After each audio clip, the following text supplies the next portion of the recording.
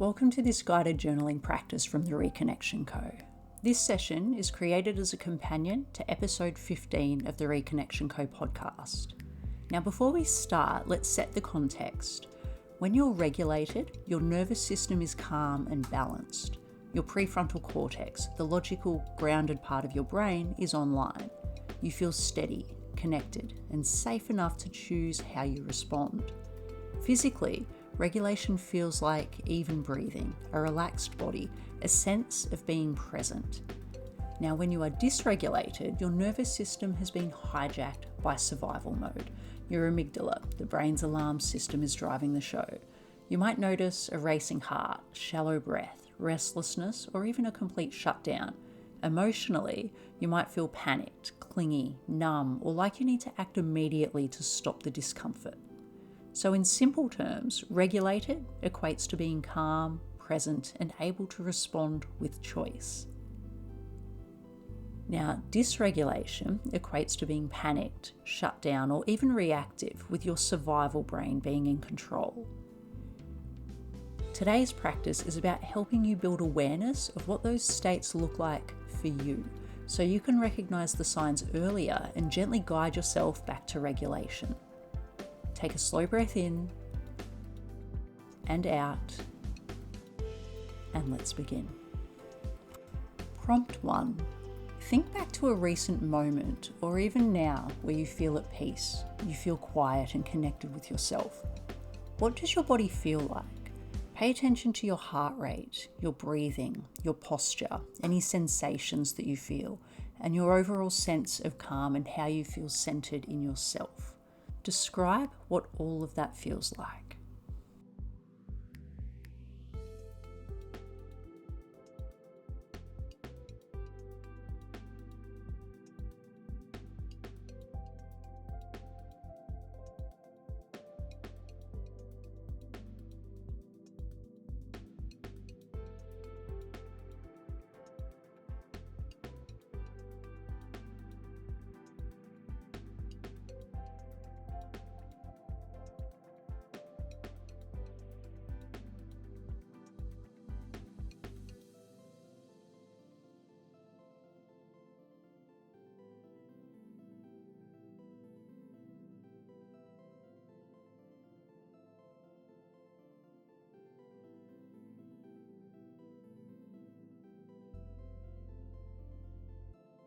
Prompt 2.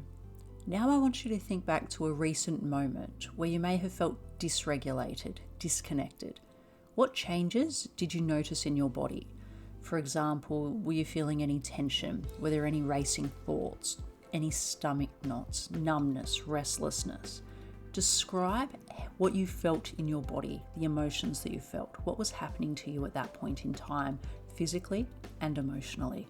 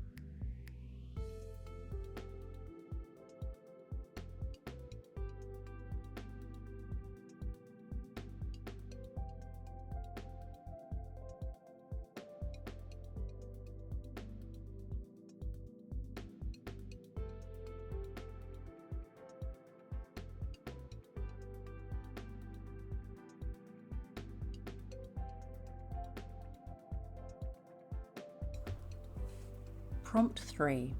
Now I want you to compare your regulated self and your dysregulated self. Between prompts 1 and 2, compare what was happening in those moments. Where were you? Who were you with?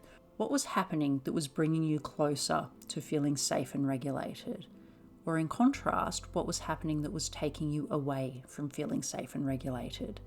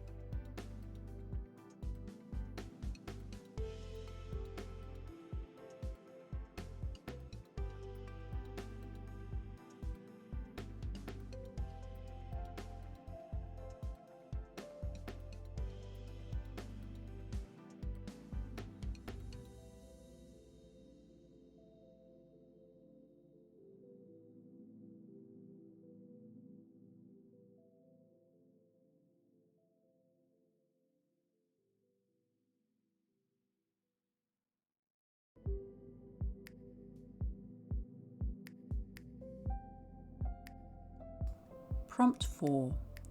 Now I want you to reflect on what are some of your typical behaviours that occur when you are dysregulated. Do you overtext? Do you withdraw from those around you? Do you start overthinking and having repeating thought loops? Do you over-apologise? Do you blame yourself or do you blame others? Or do you completely shut down? There might be quite a few elements to this. I don't want you to feel shame at outlining any of these behaviours. This is a practice of self-awareness. There is no place for shame here. There is no place for blame here. This is a safe space to learn how to regulate.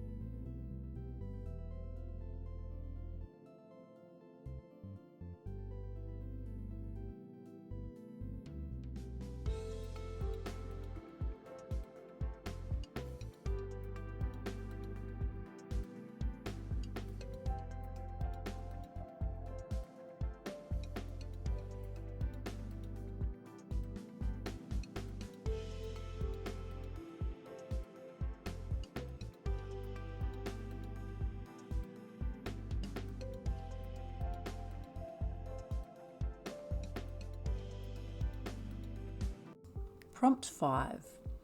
When you are feeling dysregulated, think of what thoughts often run through your mind in those moments. They're not texting me back, they must be leaving me. I've been criticised, which means I'm useless, I'm not enough. This person's upset with me, I need to fix this right now.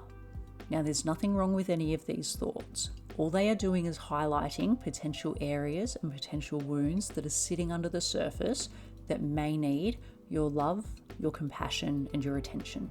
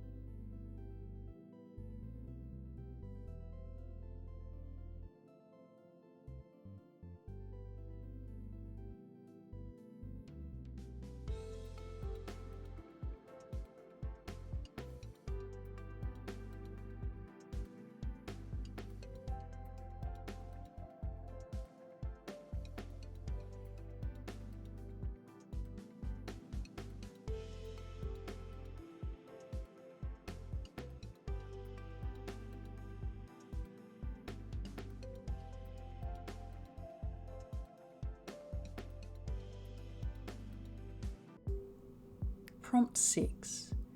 Now, if you're in a calm, regulated state, I want you to think of the thoughts that you identified in Prompt 5.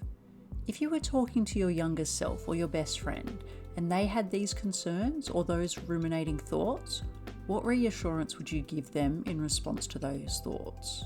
What would you say to ground them in reality?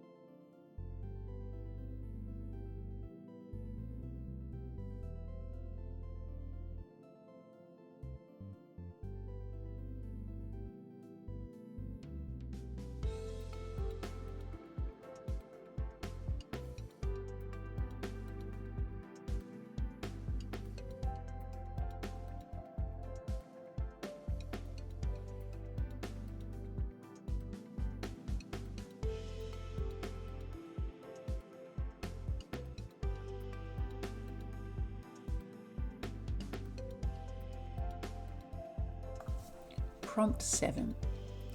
Now, if there's a common thought or a regular thought that you have identified, and there is now a grounded, regulated response that you can give yourself if that thought pops up again, if you enter into dysregulation, I want you to write down what the thought is and what your kind, regulated self will tell yourself if that thought pops up again.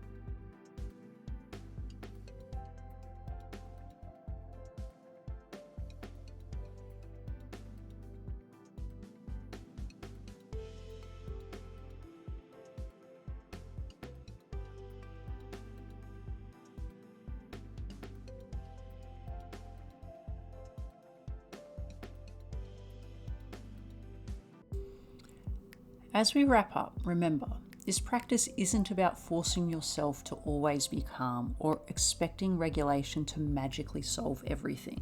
Dysregulation is part of being human, especially when we carry attachment wounds. But one of the most powerful steps you can take is learning to notice when you're shifting out of balance and meeting those wounded parts of yourself with care instead of criticism.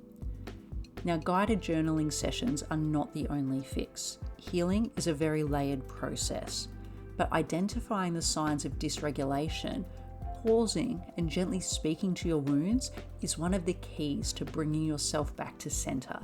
Each time you do, you strengthen your ability to return to safety within yourself, and that is the heart of self-regulation. So take a final breath, thank yourself for showing up today, and carry this awareness with you into moments that matter most. Take care, and I'll see you next time.